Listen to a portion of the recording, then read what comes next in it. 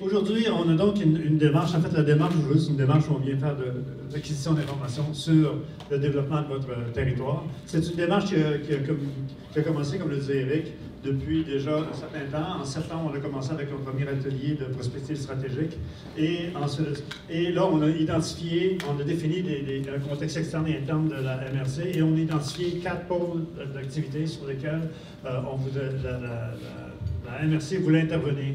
Et donc, il y a un pôle qui est service aux citoyens, qui a été identifié, qui a été travaillé. Il y a un pôle qui est celui de la connaissance, donc recherche, formation et consultation, le pôle de transformation de la connaissance qui est là-bas.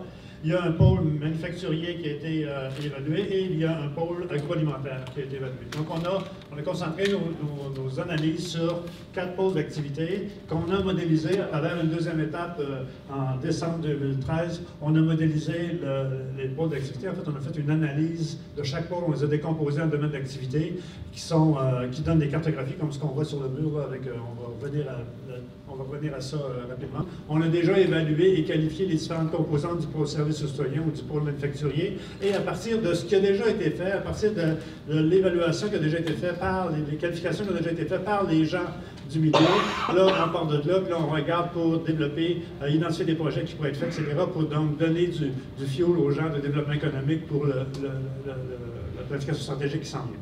C'est bon? Alors ça, c'est l'activité aujourd'hui, la raison d'être de l'activité d'aujourd'hui.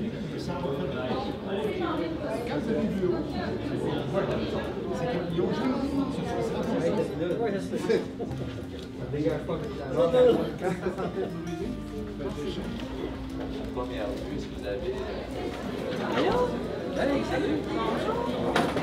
Oui, parce que 10 minutes, ça risque d'être serré pour bien vous suivre au niveau de l'exercice qui est fait. Alors, je vous laisse quelques minutes pour regarder ça. Prendre connaissance de la documentation que vous avez dans votre cahier du participant.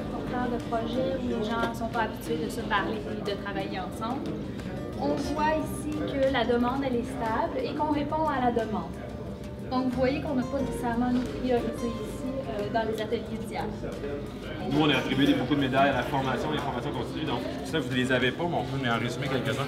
Formation et information continue, on parle par la démocratisation du web qui fait en sorte qu'il y ait énormément de savoir qui est là. Donc, le savoir continu, la formation continue, elle est disponible à tous. Individus comme entreprise. On disait que ça serait un élément qui serait important. On n'a pas beaucoup de moyennes. On n'a pas beaucoup dans le milieu. C'est de la grosse ou c'est de la petite. OK? La première objectif, augmenter la croissance économique du domaine.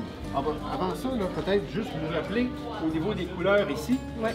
Ça, c'est est-ce qu'il y a de la place, il y a de la demande du produit, et est-ce que je suis capable de produire ou non? Alors, juste pour se comprendre, dans les situations optimales, c'est ici, par exemple, production pharmaceutique, où il y a une bonne demande, puis je suis en sous-production. OK? Les domaines d'activité les plus vitalisés et les plus dynamiques. Donc ici, on peut voir que production laitière, culture de légumes et fines herbes, commerce spécialisé, production avicole et les transformations d'aliments végétaux et de carnés, c'est les secteurs d'activité où le CLD et la SADC ont, jusqu'à preuve du contraire, plus de capacité d'intervention. C'est plus facile pour eux d'intervenir parce qu'ils ont identifié des porteurs de projets. Il y a des gens sur le territoire qui seraient capables de prendre un projet. Il y a des gens qui sont, les entrepreneurs de ce domaine d'activité se parlent entre eux. Il y a une historique de rencontres.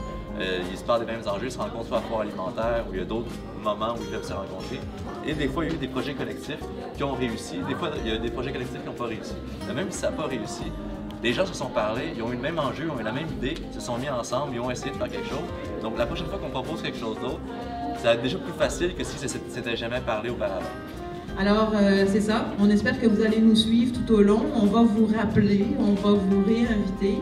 Mais on a fait, je pense, quand même, le gros du travail de consultation, d'intervention du milieu. Après ça, ben, ça va être dans les projets, tout simplement. Alors, merci beaucoup à vous.